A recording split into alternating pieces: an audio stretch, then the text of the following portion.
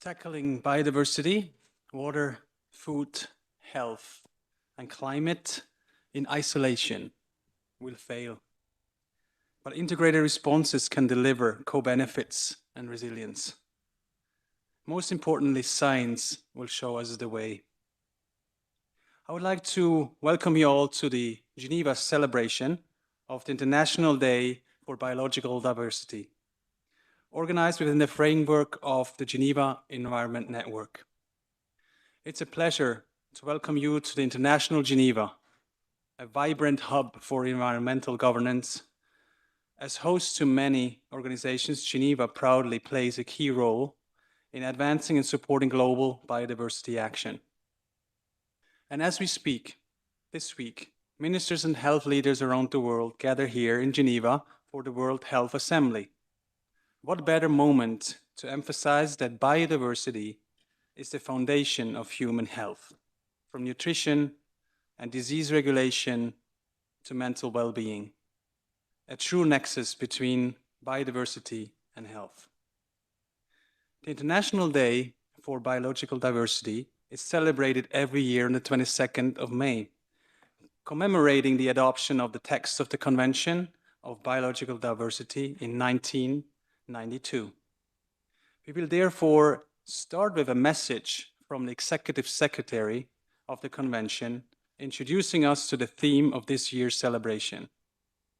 We also thank them for the support provided for today. Thank you.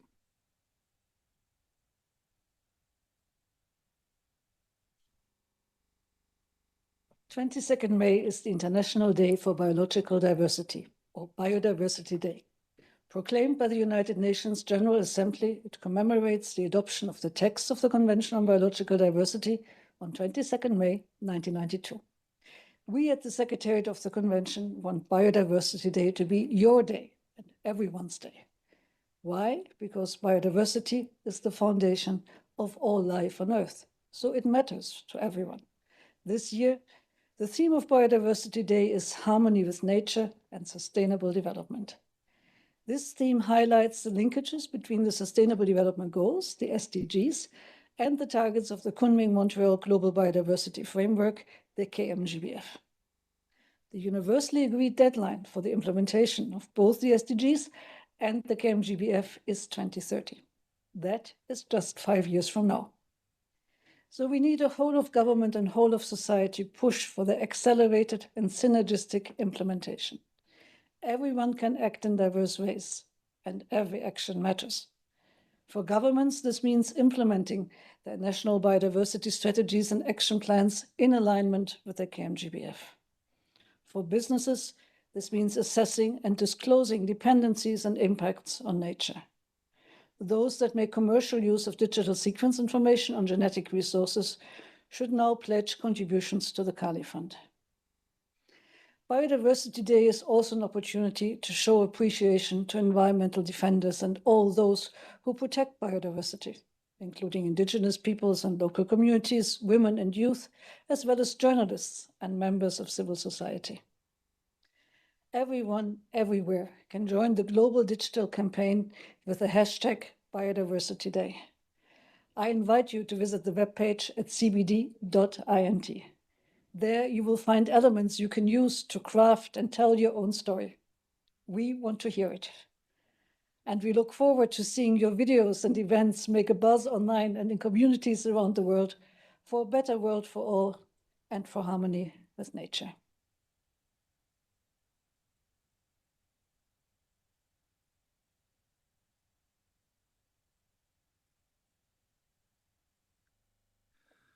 To celebrate the 2025 edition of International Biodiversity Day and the importance of advancing action to tackle biodiversity loss, the key findings of 2 landmark scientific reports adopted by governments and launched at the 11th Intergovernmental Platform on Biodiversity and Ecosystem Services, IPBES, Plenary in Windhoek, Namibia in December 2024, will be presented to you to International Geneva. We are therefore delighted to be joined by the IPBES Chair, David Obura, to co-welcome you to this event. Thank you very much. It's a pleasure to be with you all here. I'm speaking from my home in Mombasa, Kenya, on International Biodiversity Day, and with IPBES assessments as the focus for the session. I'd like to thank, I think many in the room, I think have a lot to do with IPBES, our Swiss national focal point, Sebastian Koenig, thank you very much. And we have various authors and participants, stakeholder platforms represented. So, which is an illustration of the importance not just of biodiversity for people, but of course of the whole community for delivering on our biodiversity and sustainable development challenges. The theme of today, harmony with nature and sustainable development, is particularly important and precious to IPBES, looking at how biodiversity supports ecosystem services or provides ecosystem services in support of people's lives and livelihoods. As many know, I'm sure, IPBES is an intergovernmental platform. We currently have 150 members. Rwanda was our most recent country joining the platform a few weeks ago. We've been in operation for 13 years. And we look at the deep interlinkages between people and nature and across multiple worldviews and knowledge systems to integrate these knowledges from across different cultures to best understand how we can support and make the most of and sustain and conserve biodiversity on our planet. We have produced 13 assessments and 2 workshop reports, and the findings that we provide are of course critical for the governments that are members of our platform, but also other governments, the multilateral environmental agreements that those governments have signed. Key one, of course, is the Convention on Biological Diversity, but our work is also provided for the Convention against Desertification, on migratory species, on international trade, and on wetlands and Ramsar. We have agreements with those MEAs. We also provide our information in the context of the United Nations institutions and have agreements with UNEP, UNESCO on science and culture, FAO on food, and UNDP on development to provide our information synergies. And we engage with stakeholders through 2 open platforms and networks, which you'll hear about today, one being fully open, the other focusing on Indigenous people and local communities. I'd like to reflect on 2 or 3 key things that I think are very important for today and looking forwards. One, of course, is the interlinkages between biodiversity or nature and climate change and the fundamental codependence of these components of the Earth system on each other. Our sister platform, the Intergovernmental Panel on Climate Change, is a key sibling platform in this regard, and I'm pleased to hear from my counterpart, the chair of the IPCC, Jim Skee, later in the program. We have produced, as I said, 13 assessment reports over the last 13 years, but the last 2 are particularly important and valuable and worth spending time on for many practitioners and stakeholders and governments around the world, the Nexus assessment, the Transformative Change assessments. You'll hear in detail from them, so I won't say much about them, other than to point out that where many of our assessments have really focused on the policy relevance of our work for governments at the national levels and intergovernmental levels, these assessments and other thematic ones also really point to challenges faced by everyday people, by businesses, by communities, by subnational systems on the ground. The Nexus assessment looks at the complex and multidimensional challenges and interlinkages between 5 key elements that you hear about. 2 of those, health and food systems, are a focus for today. But this is also relevant to other systems as well. And then the Transformative Change assessment looks at the values and underlying causes behind the challenges that we now face and looking towards the building blocks of transformations for the future that the multilateral system now recognizes being really important. So these assessments are really about actions by all and for all. We absolutely need, and we sit within the context of the leadership and enabling systems from governments, but businesses, civil society, and Indigenous peoples all have critical roles to play in achieving the harmony with nature and sustainable development that is our theme today.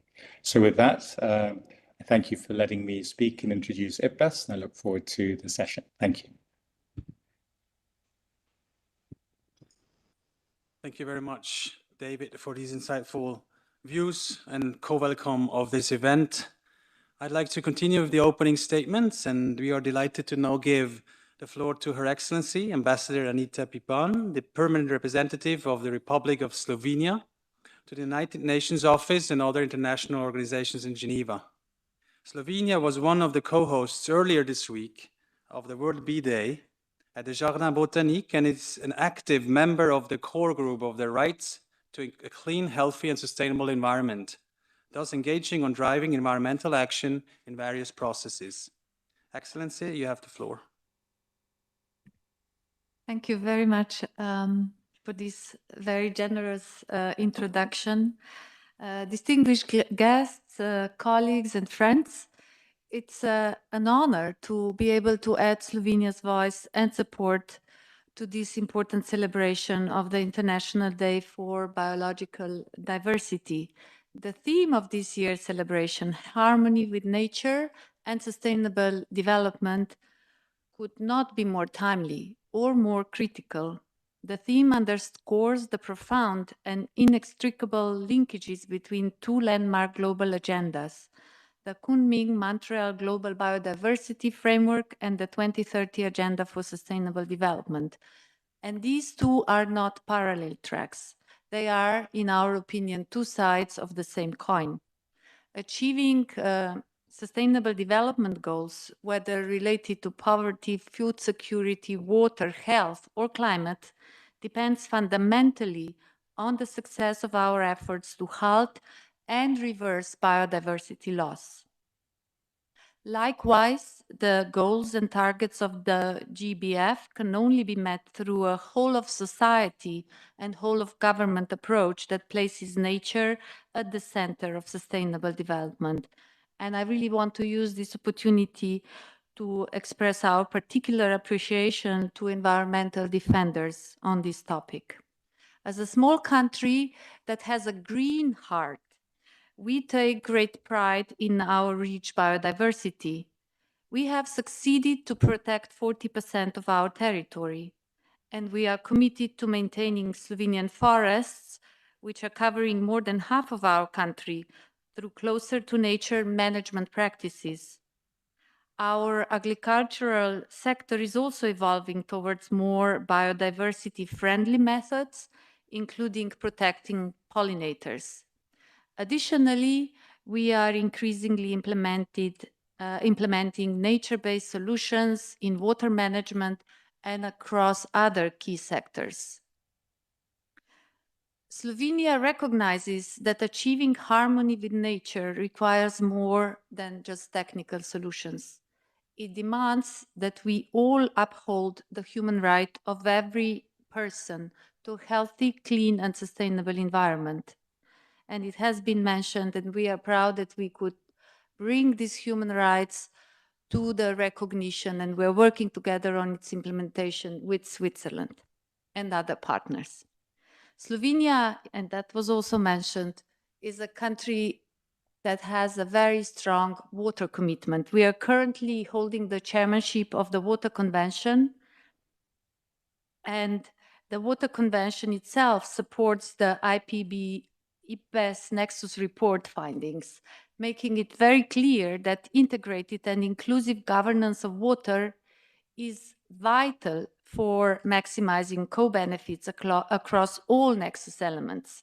Healthy wetlands, sustainable agriculture, and access to clean water are all tied to the fate of biodiversity.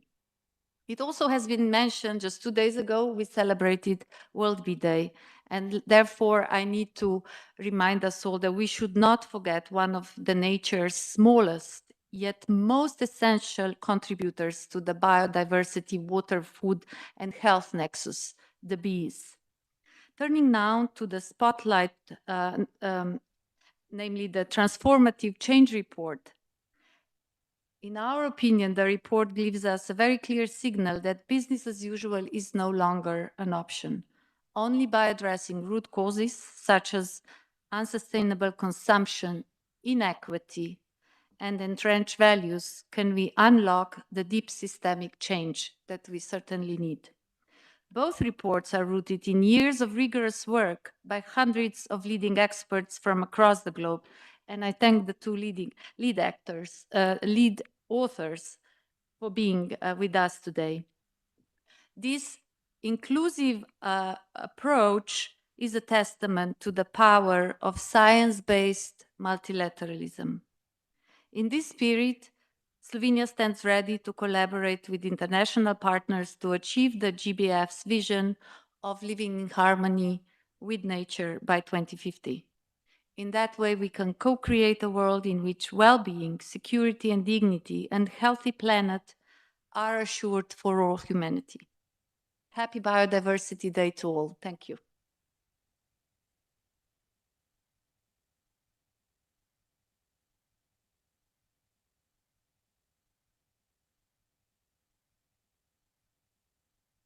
Thank you very much, Your Excellency, on these insightful views, also from the national perspective. It's very important to this community as well. We now move to the core of this event, which is the presentations of the findings of the two landmark reports approved by governments and accepted by governments in December in Namibia by the IPBES Plenary. We are pleased to have here with us today two lead authors who are based in Switzerland presenting the findings. Environmental, social, and economic crises are all interconnected, as we know. The so-called Nexus assessment offers decision makers the most ambitious, scientific, and policy-relevant assessment ever undertaken. Before I hand over to the floor to Maria Santos, Associate Professor at the University of Zurich, and a lead author of the Nexus report, let's have a first teaser clip of the report. In the same way that out-of-tune musical instruments sound even worse when played together, environmental, social, and economic challenges are worse when they all hit at the same time. Tuned separately, an instrument might sound fine, but without collective tuning, it can clash when played with others. Like tuning an instrument, actions to address interlinked environmental threats that are taken in isolation make them less effective, more discordant, and often have unintended consequences. Crises in biodiversity, water and food, human health, and the dangerously changing climate are intertwined in ways that cascade and compound each other, and therefore are best addressed together. On 17 December 2024, the Intergovernmental Platform on Biodiversity and Ecosystem Services, IPBES, plans to release the results of the Nexus assessment, among the most ambitious scientific assessments ever undertaken. The report explores the complex but critical interlinkages, or nexus, of biodiversity, water, food, and health in the context of climate change. 165 of the world's leading scientists and experts have worked for 3 years to uncover complementarities, trade-offs, and the need for different sectors to tune their actions together. The report will offer a symphony of solutions to break out of the silos of single-issue approaches, helping to harmonize responses and provide options for better outcomes across collective crises. IPBES, Science and Policy for People and Nature.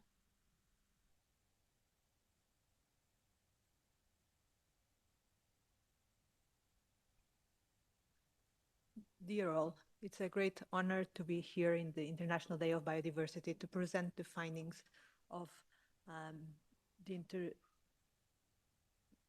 interlinkages assessment. So the assessment that I'm going to talk to you about today and the results is the assessment report on interlinkages among biodiversity, water, food, and health in the context of climate change, also known as the Nexus assessment. As you already heard in this little video that we heard before I started talking, 165 authors coming from many different countries came together over a period of 3 years to deliver the best possible knowledge drawn from 6,500 sources, including academic peer-reviewed literature, grey literature, but also indigenous and local knowledge. The assessment covers a very wide perspective of which system are we undertaking when we're thinking about our planetary crisis. The 5 crises are interlinked and our responses are not. They tend to occur in silos and the solutions are there. We reviewed more than 70 response options, as we call them, very thoroughly to look into which of these solutions could cut across the different sectors that we are examining in the report. There is also a role for everyone. As already mentioned, the assessment is meant to deliver information for many people that are interested in information provided, and collaboration is required because we're talking about silos that we want to break to deliver on these interlinkages. What are the trends that we found? We looked into different indicators of Nexus elements. On the left-hand side, you see 2 indicators of ecosystem condition and species survival for biodiversity, and what we see is a downward trend. If we take, for example, an indicator of freshwater availability, is also a downward trend, and it doesn't matter if you're looking at countries coming from low income to high income. We also see that climate-related disasters are going upwards, so is our food supply and life expectancy. Together, these elements of the nexus, they are affected by what we call direct drivers, land use and sea use change, and sustainable exploitation, climate change, pollution, and invasive alien species. But those are compounded by what we call indirect drivers, being them in categories such as economic, demographic, institutional, cultural, or technology. But what we also find and report on this assessment is that these drivers, they are interlinked themselves. What we see is these drivers that I just highlighted, they tend to, these indirect drivers tend to intensify the outcomes and the impacts of the direct drivers on the nexus elements. If we put them again together against the different nexus elements, being it biodiversity, water quality and quantity, food quantity and quality, and health, we also see that the intensification led by these indirect drivers leads also to major negative impacts across all nexus elements together with climate change. What we also see is that these different elements, actually they interact very strongly. They tend to lead to cascading and compounding effects on each other. And we see here that these current efforts that have been put forward and that we examine very thoroughly throughout the assessment, they tend to be fragmented. They have been working in isolation, and most importantly, they are failing to account for the underlying causes of the changes that we are observing and the trends that I've just identified. We see evidence that biodiversity is essential for food, water, health, and climate, but it's declining in all regions, and these might have unprecedented effects into the future. There is a biodiversity funding gap that we also identified within the assessment. So if we take this nexus or this intersectorial approach, we might be able to deliver benefits with positive outcomes for people and nature, the theme of today. How do we live in harmony with nature? And these are feasible in the future, so it also comes back to the theme of today of sustainable development. So if we think about the projected future impacts on the nexus elements, we know that continuing trends in direct and indirect drivers will result in substantial negative outcomes, no matter which element of the nexus we're looking into.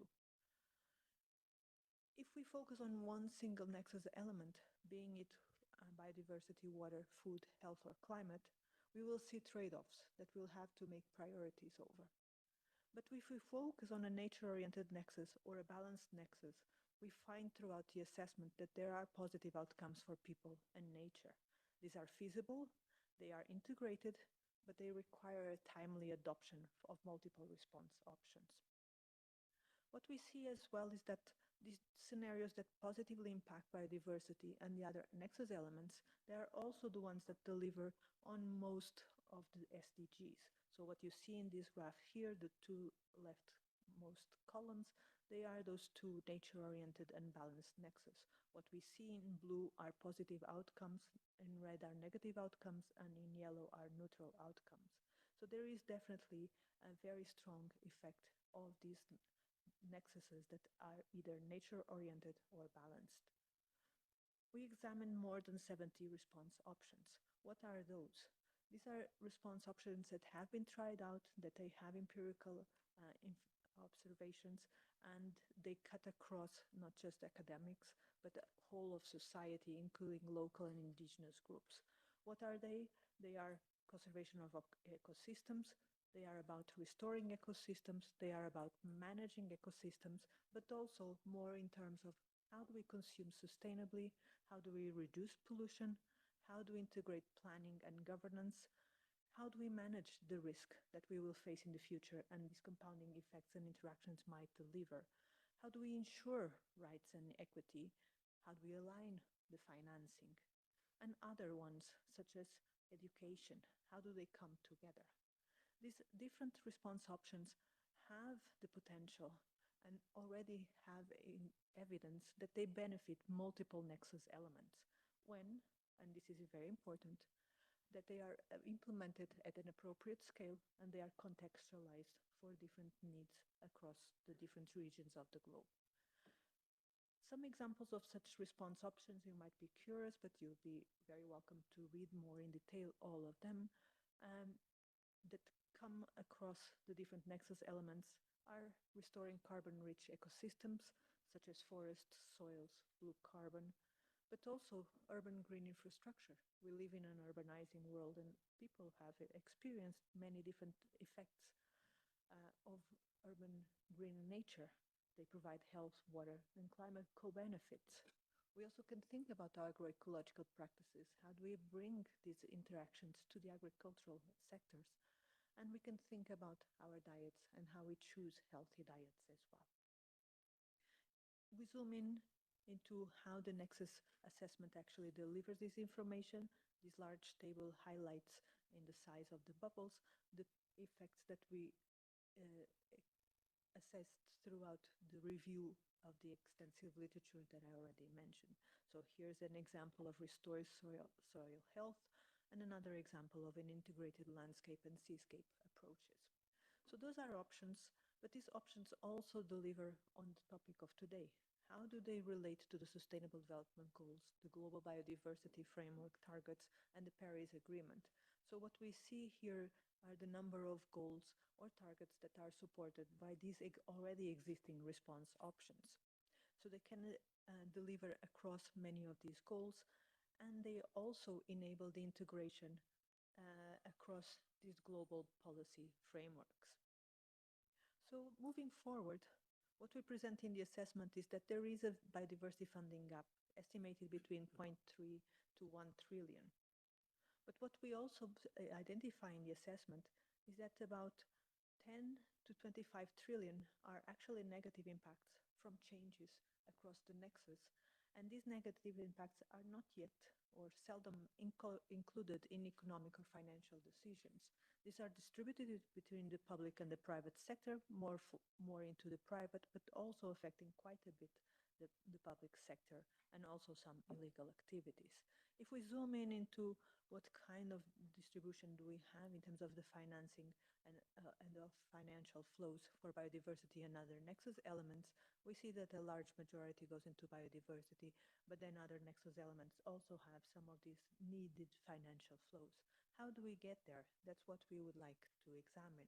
We need a transformation, which we will hear about later, on the economic and financial system. They will need to be reformed so we can deliver on these interactions across the nexus that are synergistic and also cascading, but cascading up. So the future is to align response options and to think about what they might be delivering across these different sectors in a world that will be working together. So what are these key components of how can we deliver a nexus approach that has a governance approach that enable these integrated, inclusive, equitable, and adaptive policies and actions? Well, they have some identified key elements: integrative and holistic framings, inclusive approaches, considerations of equity and accountability. Some processes need to be updated for collaboration and coordination across the nexus elements, but we need also to reflect and experiment and adapt as we go along. We have some capacities that may help us. These include motivational, analytical, negotiation, bridging, and social networking. These capacities are very fundamental, but we also need good decision supporting tools that enable the display and the deployment of these capacities. And then we need to think about scaling. But scaling is not restricted to scaling up, but also scaling out, scaling down, or scaling deep in our own minds and our thought processes. So rethinking the way we've been dealing with the Nexus elements might be needed into the future. So the Nexus assessment ends with everyone that has a role to play in implementing Nexus approaches. So we propose a roadmap for Nexus actions. Currently, we need to explore the Nexus context. What does this mean? To characterize these drivers of change, being them the direct and indirect and their cascading effects. What are the governance actors that are needed across the Nexus and across the different levels of governance? How do they convene and come together for these collaborative approaches? And then we need to understand more the interactions between the Nexus elements, especially in the context of change or irreversible changes in some of them. We then need also coordination and strategic actions. That's what the assessment proposes. We can co-create visions and aligning values among the different actors. We identify response options and assess their synergies and trade-offs. So there's a lot of work in the assessment that can be reviewed and proposes already what could be delivered immediately and also in the short and medium and long term. And then finally, we think about implementation and scaling. We will be thinking about the enabling conditions and what are the barriers that need to be overcome or come together to co-design. What is the negotiation implementation strategy, and how can scaling and strengthening transformative capacity, which we will be hearing about in a moment, be able to deliver on the Nexus options that we see? And then we want to ensure that there is ongoing monitoring, evaluation, and learning. Rethinking our processes will be very fundamental. So in conclusion, the Nexus assessment states that there is urgent action needed to tackle our interlinked crisis. The assessment provides decision makers with the best available evidence. It's an evidence-based assessment on how these interlinkages between the Nexus elements take place and where they take place and what do we know and don't know about them. There is a wide range of response options. I mentioned we reviewed more than 70 of those. They are available now. They have been experimented with, and they provide concrete empirical evidence on what they deliver. They can tackle this crisis together, but there is a need for financial support and these different types of scaling for delivering on those options. The evidence and the tools are available. So we need more support in developing these integrated decisions and actions. So collaboration is fundamental, and a holistic approach is also very fundamental. We provide guidance in some economic, financing, and governance systems that could and how they could evolve towards these holistic and integrated approaches. And we also, within the assessment, recognize the role of different actors in addressing these different crises. And they come together to deliver on integrated decisions and actions to support multilateral agreements. So with that, thank you very much for your attention.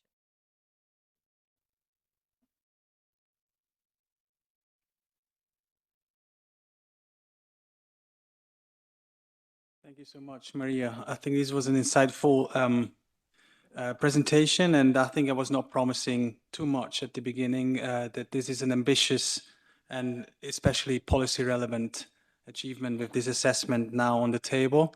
I take 2 points out of it overarchingly, and one is that the solutions are available. So there already are response options that are on the table that we could use. And there's also a roadmap on developing further those solutions. And secondly, there's a role for everyone. And I think it's a critical one. And I'll get back to that point when we get closer to the end, just to make sure that everyone gets engaged in this very important science policy interface.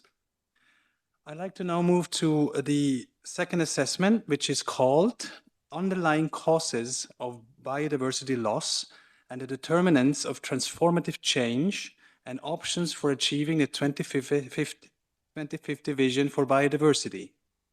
It's called the Transformative Change Report. It is also prepared over 3 years by more than 100 leading experts that have been chosen by many applicants from 42 countries from all regions of the world. And the report explains what transformative change is, how it occurs, and how to accelerate it for a just and sustainable world. Again, before I give the floor to Miali Ran, Science Policy Officer at the University of Geneva and the lead author of the report, let's watch the clip first.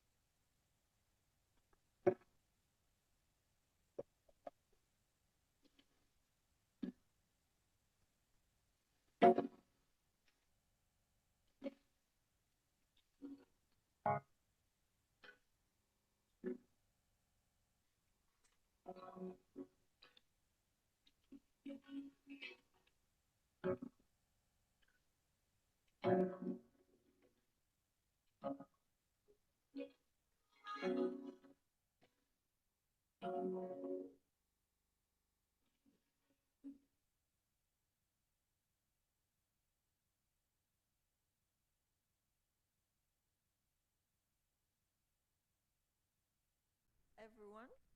It's a pleasure to be here and have the opportunity to do this outreach on the transformative change assessment with the international Geneva actors and beyond those that came from afar. Thank you very much. Also, those that are online.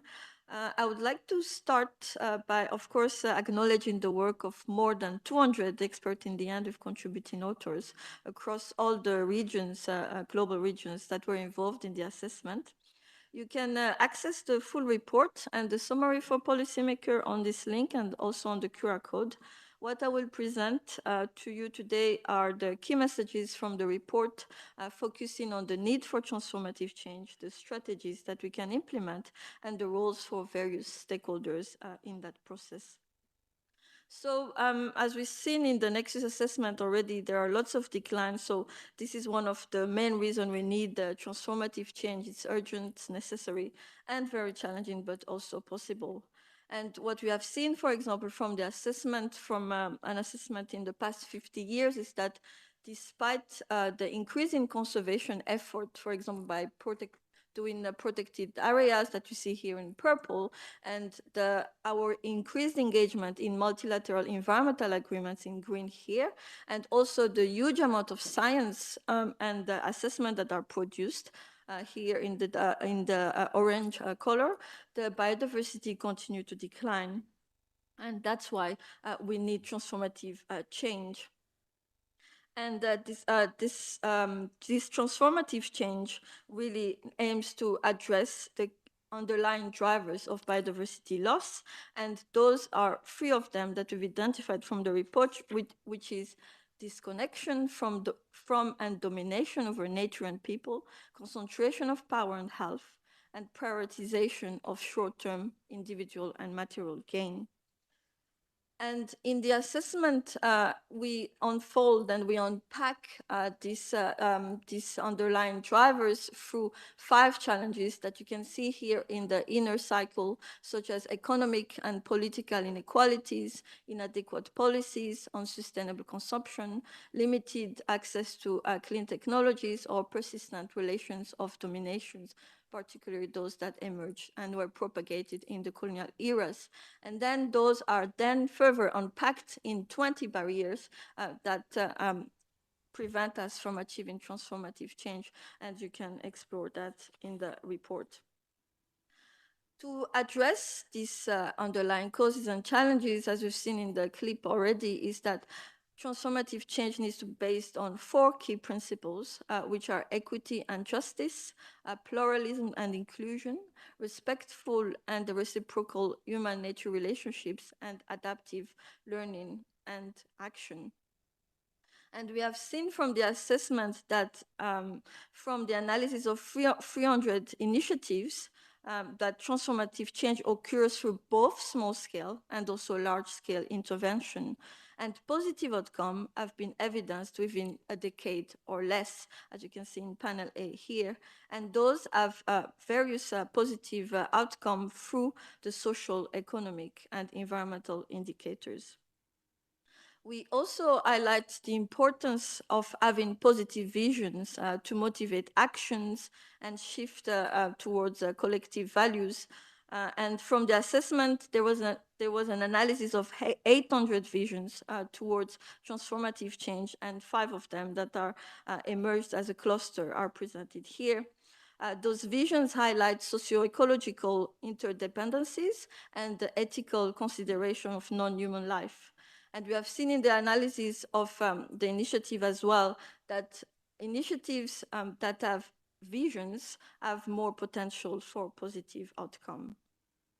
So how do we achieve transformative change? A big message in the report as well is the strategies and action that we can have to achieve transformative change.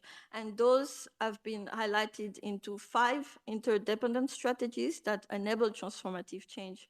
The first one is to conserve and generate place of value to nature and people. The second one is to drive systematic change in the sectors that are most responsible for nature decline. For example, by implementing rules to control overexploitation of natural resources, such as overfishing, for example. One of the strategies is also to transform economic systems for nature and equity, for example, by supporting just transition to well-being economies. Another strategy is to transform governance system to be integrative, inclusive, accountable, and adaptive. And finally, the 5th one is to shift views and values to recognize human-nature interconnectedness. And these 5 strategies are complementary. Together, they can support deliberate transformation. For example, if we go further into the transformation of the economic system, as was already hinted by the Nexus assessment, is one of the central strategy involves to reshape dominant economic paradigms. And this is to shift from private interest and growth-based model to systems that value nature and equity. And those, we can see from this graph that there is a lot of the global GDP that depend on nature, more than 58 trillion, and that the financial flow to biodiversity is still very marginal. Another strategy that we also highlight that I unpack a bit further is the need to change societal values and prioritize human-nature interconnectedness. And here, cultural narratives and education, as were already said by other speakers, play a crucial role in shaping these values. And the assessment provides an overview of other ways of connecting to nature, other worldviews that is presented here. Finally, if we move to the roles for the different actors, and as well, the 2 assessments were done in parallel, it was very interesting that we also come up with the same policy relevant conclusion that there is a role for all stakeholders and various stakeholders in this process of transformation. And effective transformative change requires inclusive collaboration across all sectors and all actor groups. There is, as I was said by Her Excellency, there is a need for a whole society approach, but also an all of government approach that is essential. And the analysis in the assessment showed that initiatives that involve diverse actors, more groupings of more actors, tend to produce more sustainable and equitable outcomes for transformative change.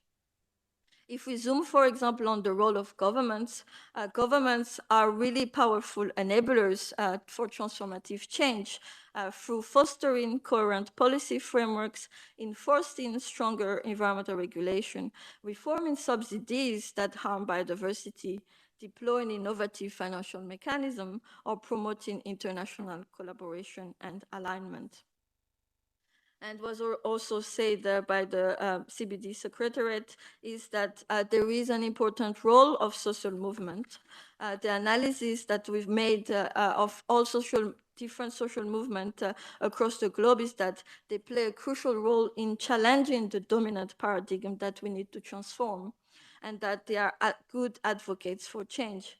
However, those civil society initiatives and environmental defenders face violence and right violations. So there is an important role here for all of us, and especially those that are in authority, to protect the rights of those civil society organizations. And if you think of the role of the private sector and businesses, well-designed policies and business initiative can create economic signal that support sustainable practices. Tools such as taxes, fees, tradable permit, sustainable metrics can influence the development of this transformation and also consumption. When aligned with transformative goals, these tools reinforce a desired outcome. I would like to conclude with the take-home messages from the transformative change assessment is that we need to recognize and address the underlying causes of biodiversity loss, which are inequity, unsustainable practices, and dominant paradigms. We need to create and nurture conditions that include we nurture enabling conditions, including institutions, visions, values, and knowledge. And we need to strengthen processes that for transformation, such as participation, collaboration that has already been mentioned, and reflexive learning. Together, this element can guide us towards a system-wide change towards a just and sustainable world, and coordinated action ensures that consistency and amplifies the impact across sectors and levels. Thank you.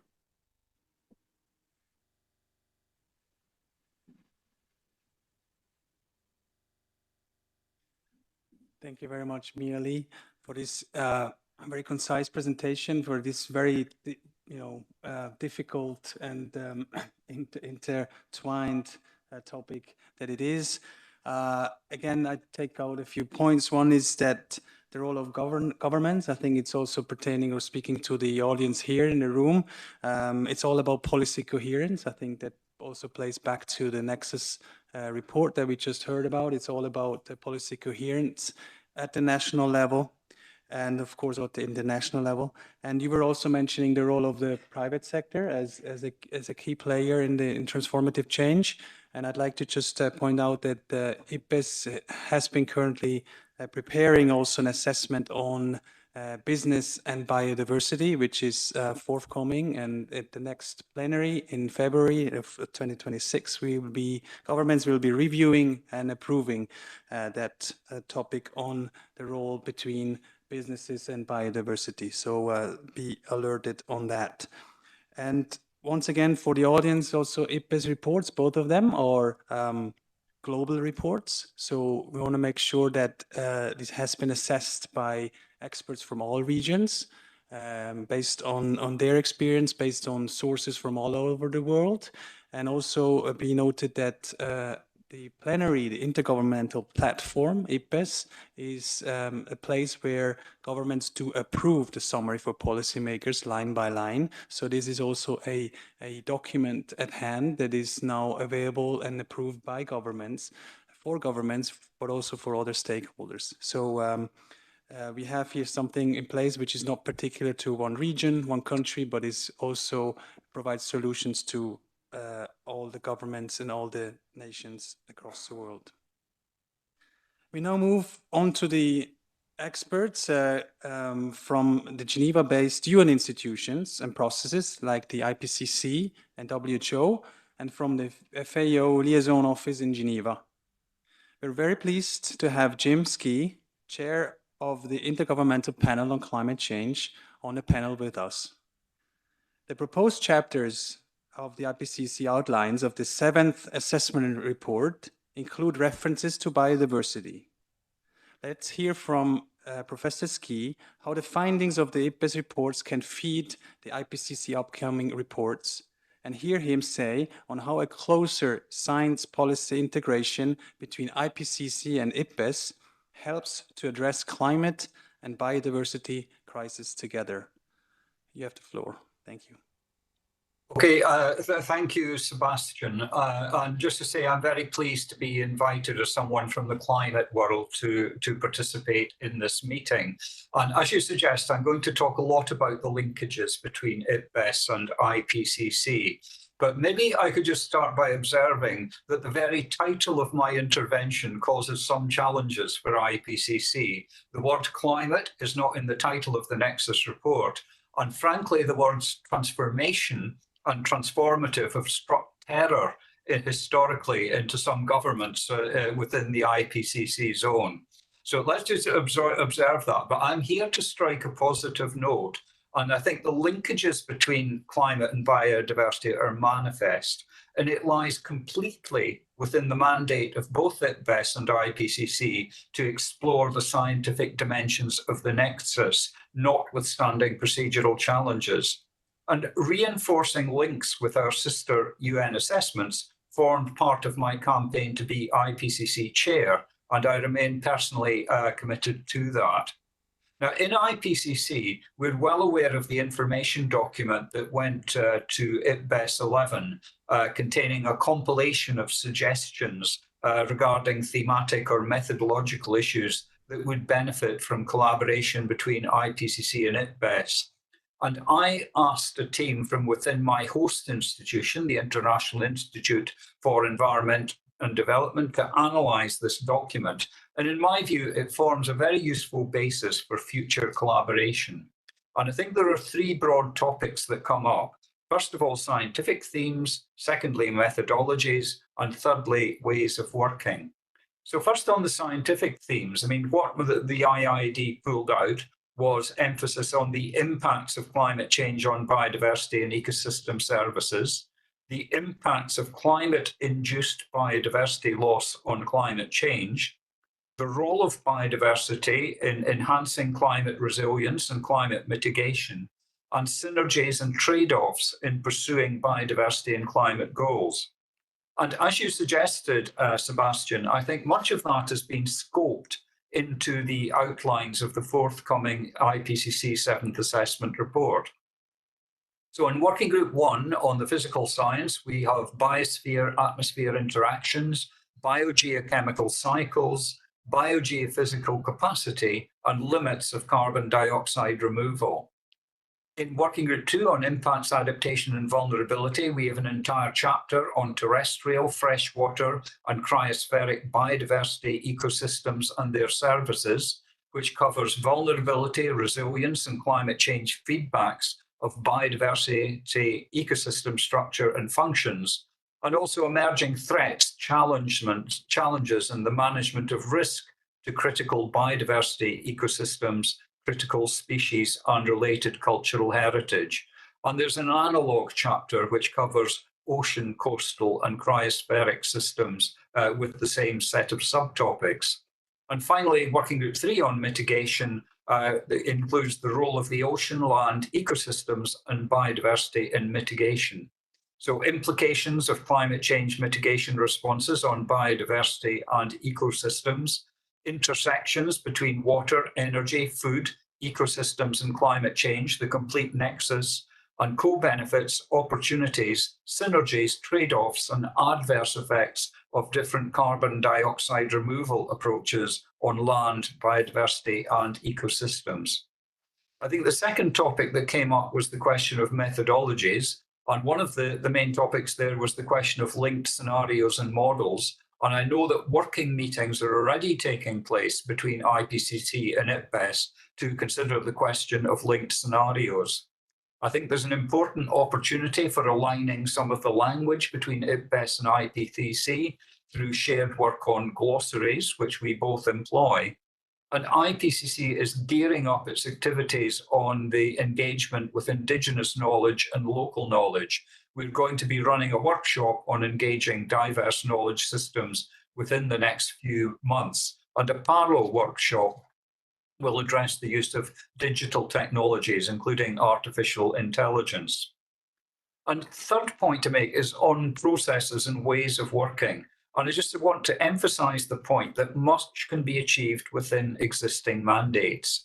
So looking at the question of the scientific leadership of the two bodies, first of all, David Mbura and I talk now and then, not every week.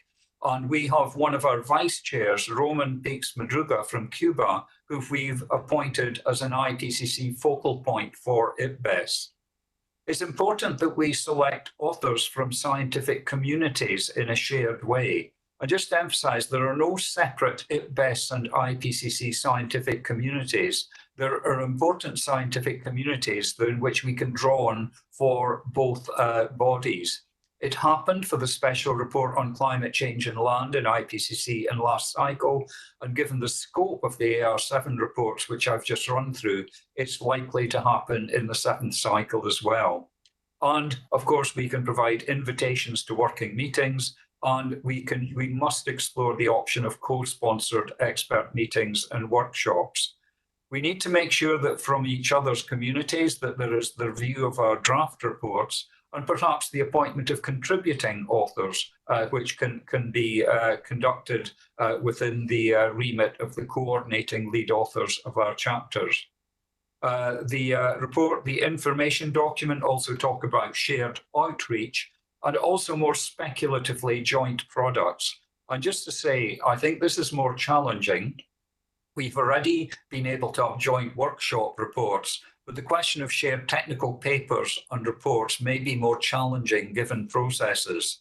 But just to give an analogy with the special reports within IPCC, these have generally had a cross-working group character, and the way we've conducted them is that one working group takes the managerial lead, whereas there is shared scientific leadership. And maybe that could act as a kind of model for the way that IPBES and IPCC could conduct their collaboration to avoid double jeopardy of reports going through 2 plenaries. So in terms of the governmental side, I mean, Sebastian, you will be aware of this, that from the IPCC point of view, getting the government officials to work together, their focal points, is perhaps the hardest point. And not every government has had Switzerland's wisdom in appointing the same individual to be the focal point for both IPCC and IPBES. But just to emphasize, everything I've mentioned above, except joint reports and technical papers, can, in my view, be delivered within existing mandates. It just needs the will and it needs the resources, both human and financial, to deliver on it. Our authors are volunteers and we already place a huge demands on them. And our bureau members also have limited bandwidth, but there is absolutely openness to collaboration. And I look forward in the next few years, while I'm IPCC chair, to seeing an enhanced collaboration. I think we have the mechanisms to do it. So I will conclude there. Thanks, Sebastian.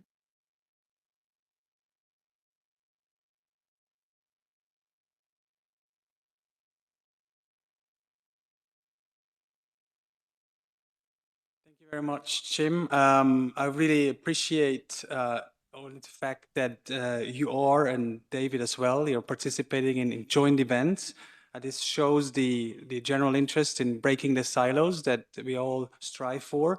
And we're also fully aware of the different mandates of the different bodies, and formal collaboration is an issue at different processes, not only in the environmental domain. So it's any effort that helps in bridging biodiversity and climate change, be it at the scientific, also at the political level, is very appreciated. Thank you very much. I'd like to now move to the WHO.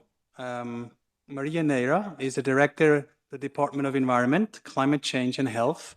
And I'm very pleased that we had the chance to be here during WJ and have the chance to celebrate International Biodiversity Day on this occasion here at the Palais in Geneva. And I'm delighted that WHO is present. And as I mentioned earlier on, it's a true nexus, I think, between health and biodiversity. You have the floor. Thank you. Thank you very much, and thank you for the opportunity to be with you. And of course, for WHO, it's always good to attend a celebration. These days, we all need good news, so attending a celebration is a very good opportunity. Happy Biodiversity Day, and I'm very happy to join you on this celebration. A couple of days ago, it was another celebration in this building. Probably you are still hearing the applauses and the enthusiasm of the participants because it was a kind of historic agreement. The 190, well, in this case, 193 ministers of health sitting at the negotiation of the pandemic treaty, they decided to approve it. And this is extremely relevant, not only because it's an historic treaty that has been approved, but as well it is very much connected with what we are discussing here, because somehow we are now addressing the environmental causes of all of those pandemics and epidemics, and not just reacting to. So I think the connection is already very strongly established, and there is another reason to celebrate. No doubt that this is a special World Health Assembly, as you know, but we keep with the work that is needed and necessary to address the environmental causes of diseases. At the moment we are talking, you have 1 every 4 deaths that are happening around the world is linked to exposure to environmental risk factors. At the moment we are talking, you have people in big cities that we are not naming exposed to terrible levels of air pollution.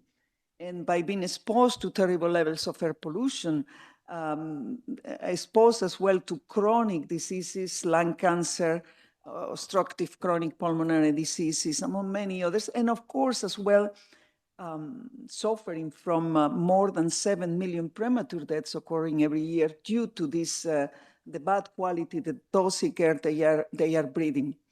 At the moment we are talking, in case there is an emerging infectious agent that is now entering into our world, probably 30% of them are linked as well to the bad practices in how we manage the soil and the sea. So I'm saying all of this because, of course, you don't need to convince the public health community, the public health professionals, that there are very, very strong linkages between biodiversity and public health. And in fact, it's clear that we have plenty of scientific evidence proving that, but many communities knew it very long time ago, that if you cannot have access to safe water to drink, clean air to breathe, and you cannot produce food, definitely our health will be very, very much at risk.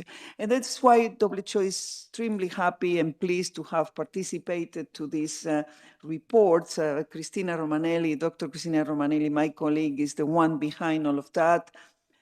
We have presented this report at the COP16, proving all of those linkages. In a few days from now, the World Health Assembly will be as well discussing and hopefully approving a global plan of action on climate change and health, and another one on air pollution and health.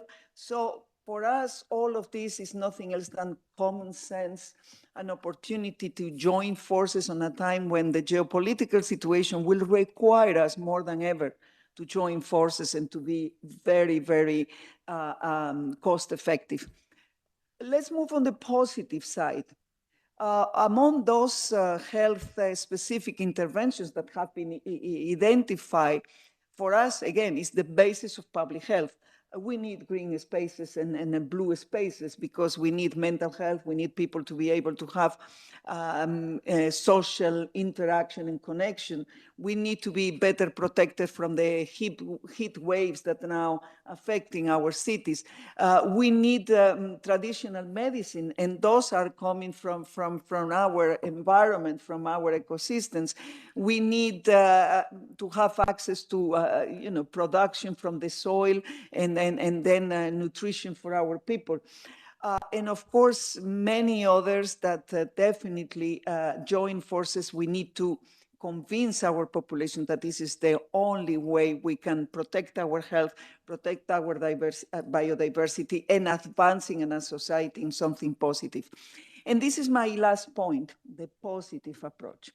I think we need to move now more and more on giving our citizens, our societies, positive messages about what is all of this, and using maybe a narrative that will motivate them to do more and to play their little role as well, little or big, depending where you are, in which part of the society. I think if we tell them that anytime we stop polluting, I don't know, everything we touch, because humans, I'm afraid, we are a little bit destructive by nature, and everything we touch, we polluted. We polluted oceans with tons and tons of, millions of tons of plastics. By the way, the plastic treaty is as well another linkage that we need to create. We pollute the air we breathe through all the industrial process and the combustion of fossil fuels, among others, and all the interventions we are doing. And of course, we pollute as well the land and putting at risk the production of what then will result on our nutrition. So again, this agenda that we are discussing here and the two reports that were presented, let me congratulate the authors, because I know very well that they are forced to present in 10 minutes, but they are probably years of work behind, and the frustration must be enormous. But focus, please, on those positive messages and the fact that the situation is definitely challenging, dramatic. We will be scrutinized from political reasons, but we can provide solutions. We can measure those solutions in terms of health benefits that we are obtaining anytime we put in place one of those recommendations. And we will be happy to quantify those health benefits to help you to use the health argument to motivate more action. So again, celebration and happiness on this very special day, and making sure that health will be not only supporting you, but ready to collect all the benefits for us that you are generating by putting together this transformative change and the social movement that this will require. Thank you very much for this opportunity.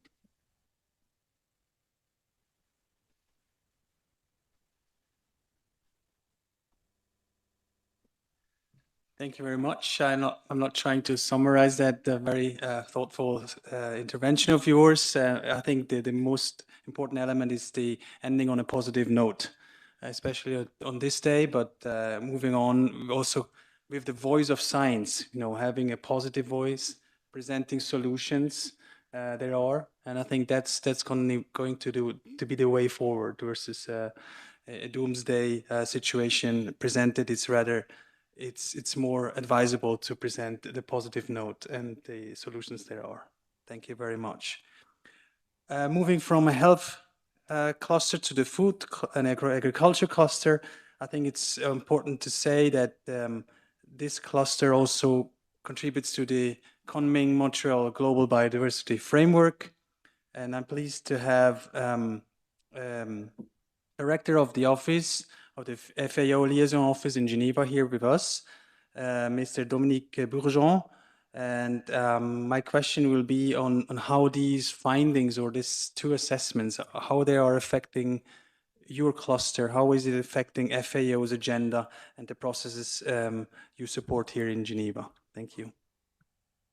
Yeah, thank you very much for the opportunity and for providing us with the opportunity to really engage with you and to mark the celebration of the International Day of Biodiversity, and indeed emphasizing the positive solutions that are coming out of this report, and in particular when it comes to indeed food security and nutrition and agri-food system transformation. FAO, as a matter of fact, has been actively engaged in the IPBES process since its inception. As part of the collaborative partnership between IPBES, FAO, UNEP, UNESCO and UNDP, FAO has been contributing and contributes to expert review, authorship, and the adoption of assessment findings. Recognizing the the critical importance of biodiversity for its mandate, FAO has also adopted its strategy to mainstream biodiversity across agricultural sector, implementing it through the period 24-27 action plan.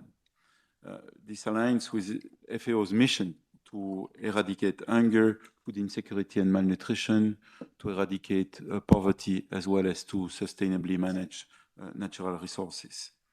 In addition, FAO launched, in collaboration with Colombia and the CBD Secretariat at COP16, the Agri-NB SAP support initiative, which integrates biodiversity into agri-food policies and programs and engage in the implementation of the GBF. With participation from over 30 environment and agriculture ministries, FAO emphasizes and enhances institutional capacity to implement biodiversity-friendly practices and mobilize resources. This holistic approach fosters collaboration between sectors, breaking silos, and elevating agri-food solutions to address biodiversity loss. We believe that the IPBES reports, which were presented today, resonate strongly with the work that we do at FAO. This report indeed highlights critical biodiversity loss, which undermines ecosystem functionality, food security, and human health. Unsustainable agricultural practices are, as you know, a major contributor to biodiversity losses, with data showing that agriculture is responsible for up to 90% of deforestation, 50% for crop, and 38% for livestock grazing. FAO's biodiversity strategy aims to mitigate this impact through promoting sustainable practices like integrated pest management, agroecology, and agroforestry. Biodiversity loss, food security, and climate change are intrinsically linked, challenges that require intelligent solutions. For FAO support countries in restoring degraded ecosystem to meet target of the GBF. The global dependence on 9 crops for 2/3 of food production underscores the need for diversification. Recent data of the third report of the State of the World Plant Genetic Resources for Food and Agriculture actually reveals that 18% of farmers' varieties are threatened, while 42% of surveyed wild food plants face risk at species or varietal levels. Dear colleagues, as the IPBES report points out, sustainable healthy diets and reduced food waste are essential components of biodiversity conservation and food security. FAO, together with UNEP, are custodian agencies for target 12.3 of SDG 12 and monitor efforts to combat food waste, which currently account for 34% of global food production and imposes undue pressure on agri-food systems. As we all know, persistent inequalities in food security disproportionately affect vulnerable populations. FAO therefore advocates policies that support resilient, inclusive, sustainable, and efficient food systems, highlighting indigenous food systems as key players in biodiversity conservation and climate action. The organization works to preserve and promote indigenous foods and knowledge systems essential for transformative change. By implementing sustainable agri-food system solutions across livestock, forestry, fisheries, and aquaculture sectors, we will not only reverse biodiversity loss, but also improve resilience to climate change and bolster global food security. These interconnected solutions are vital for achieving a sustainable future for all. Thank you very much.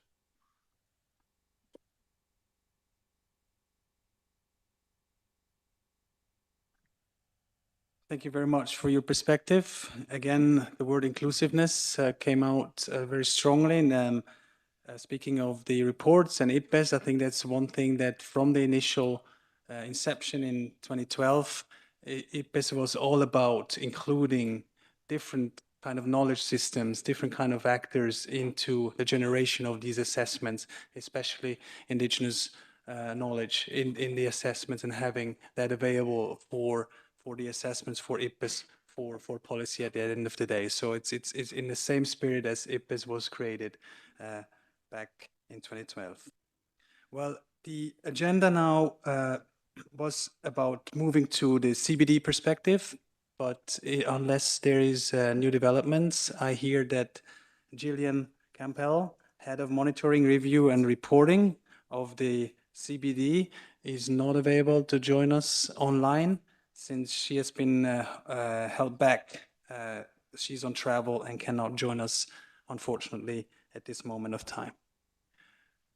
If there's no other developments, I'd like to move directly to Franziska Fischer.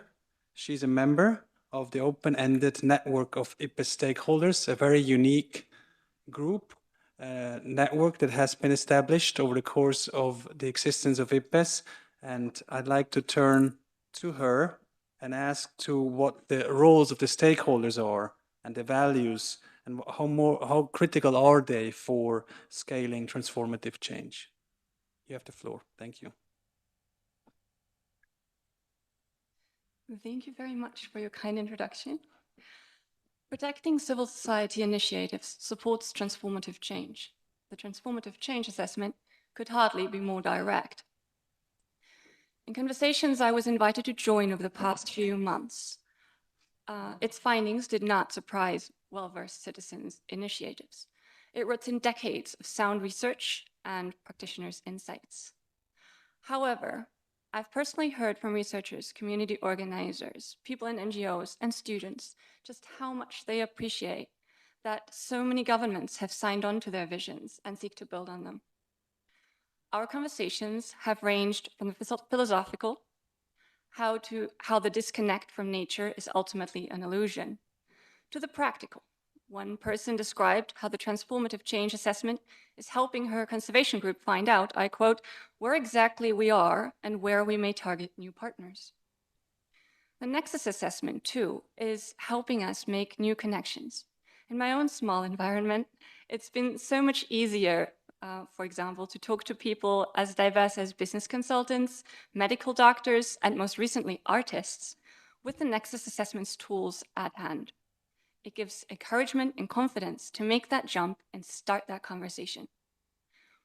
The open-ended network of IPBES stakeholders connects people from all walks of life with IPBES. It also helps ensure, for example, that stakeholders are seen and heard at every plenary session, speaking with one voice. That's thanks to an inspiring and obviously persuasive community that laid our foundations 10 years ago this year. Among them, I would like to especially thank IUCN. They have not only stood behind ONET from the very start, but they also made sure that I'm able to meet you here in Geneva today. ONET is equally due to IPBES member governments who listened to that community with great foresight and invited us to join today's celebration. Thank you. Intergovernmental platforms can feel intimidating. At ONET, we help our members navigate IPBES. We accompany the platform's work program and help ensure that stakeholders are empowered to contribute as well as widely disseminate the key findings. We are a space to experiment and explore new ways to engage in science and policy for people and nature. Recently, for instance, we have supported communities of practice, groups of experts engaging with IPBES, compiled learning resources for capacity building among our members, and we're developing new formats for engagement. I warmly invite everyone watching today to join us. I promise it's really easy. So join us as a researcher, as someone in business, as a journalist, as someone with local knowledge of biodiversity, as an NGO, as a community organization, as a policymaker, as an individual who cares for nature. You are welcome. I equally encourage the intergovernmental organizations and institutions attending today's event in the spirit of IPBES's latest work.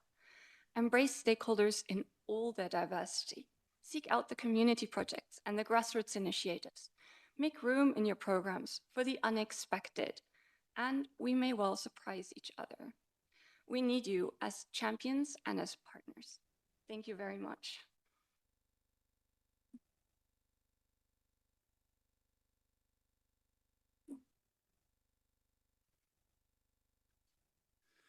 Thank you very much, Franziska. And I would agree also from a government official perspective that these meetings are sometimes intimidating. So I can feel that. And of course, stakeholder, especially in IPBES, have a special role. We feel that from a government perspective, they are included in the process. They're part of the stakeholder day just ahead of the meeting, of the plenary meeting. They engage during the weeks of the plenaries, and of course also in the intersessional period. So it's really a lived situation between the stakeholders and governments to that end, and of course the scientists as well. So I really feel that it is important to especially make a notion of the role of the stakeholders in the IPBES process. Before we welcome the two closing reflections, I'd like to also have a quick word at this moment of time. And as a government official and being part of the science policy interface, I think I just wanted to make 2 points here at this moment of time. One has been made just now. First is to really get engaged in IPBES, in IPCC, get engaged in the new panel that is about to be established in 1 month's time on chemicals, waste, and pollution, and to prevent pollution. It's the last round of negotiations to establish a new panel. It's coming up in June. So there are science policy interfaces for the 3 triple planetary crises. It's well worth to have the interaction between science, stakeholders, and policy people. So there's a room for scientists, there's a room for indigenous knowledge holders, institutions, governments, and they're all open to this collaborative spirit of this science policy interface. So first, really get engaged in this interface. Second, these reports that we just heard now, they're not just for reference. They are tools for action. As we've heard, they provide solutions already. They provide roadmaps on how to work with the reports and the solutions therein. So whether you're working with WHO, FAO, UNEP, or even at the national level, really take these assessments, take these tools, and bring science into action, really into your programs, your policies, and again at the national level, but also at the international level. So this is one word that I'd like to make as not as a moderator, but also as a dear friend of the science policy interface. So for concluding, we will have 2 closing reflections. And first, let us turn to the Director General of IUCN, Gretel Aguilar, per video message. Thank you.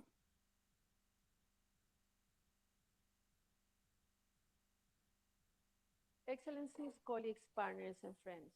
Today, on the International Day for Biological Diversity, we celebrate the life-giving nature of our planet that sustains our food, water, health, climate, and culture. This year's theme, Harmony with Nature and Sustainable Development, remind us that the 2030 Agenda and the Global Biodiversity Framework are not separate goals, but part of one shared journey. Our success depends on how we walk that path together. As Director General of IUCN, I am honored to speak to all of you today and to represent a global union of governments, civil society, indigenous peoples, and experts. IUCN is united in our mission to conserve nature and build a just, sustainable future, bringing together the voices of different sectors, knowledge, policy, and science. The latest IPBES reports highlight the deep interconnections between biodiversity, climate, health, and food systems.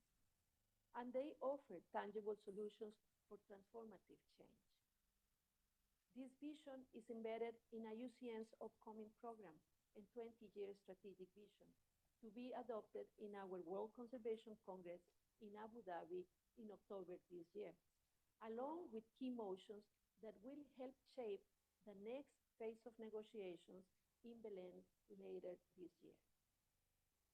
Biodiversity is not just an environmental issue. It is the foundation of our economies, our well-being, and the legacy we leave for future generations. So today, let us not only celebrate, but recommit to action, to partnership, and to a future where people and nature thrive together. Thank you.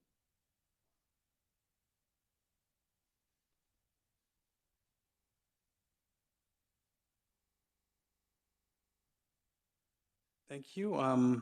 Ambassador Hasmik Dolmajan, PR of the Republic of Armenia, will have the final words of today. He will put this event into perspective.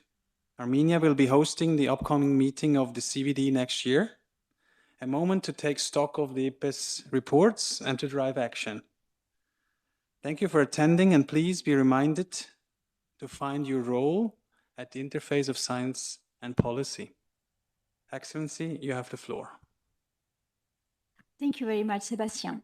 Excellency, dear Ambassador of Slovenia, dear Anita, distinguished guests, distinguished colleagues, dear all, I extend my sincere gratitude to Geneva Environment Network for their dedication and effort in bringing us together to champion the vital cause of biodiversity protection.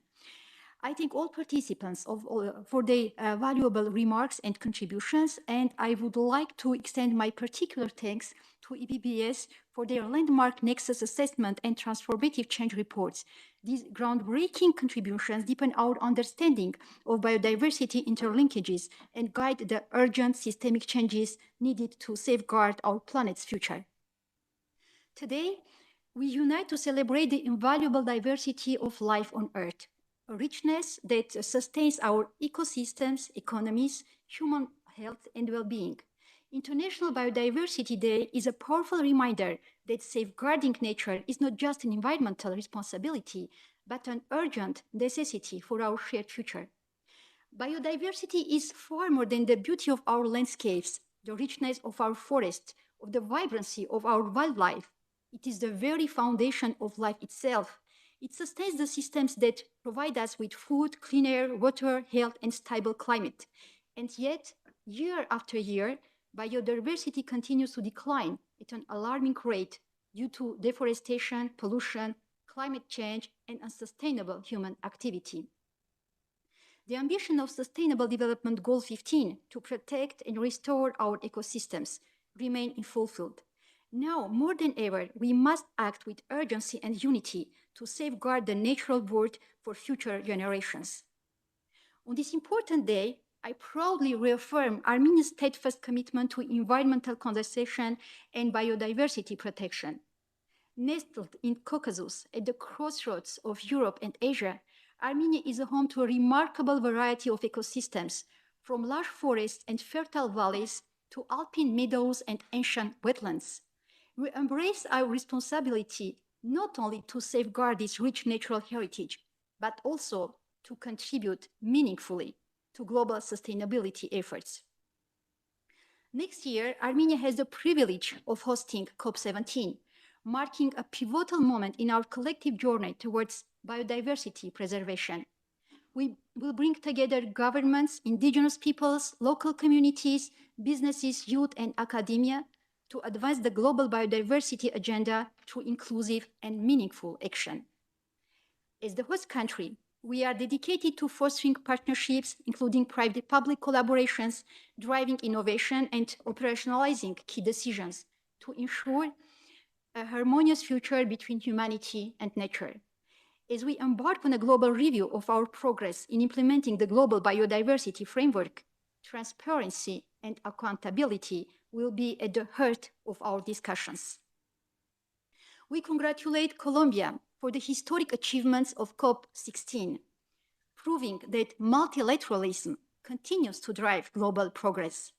We also celebrate indigenous peoples and local communities for their groundbreaking successes at COP de la Gente, strengthening their role in biodiversity conservation.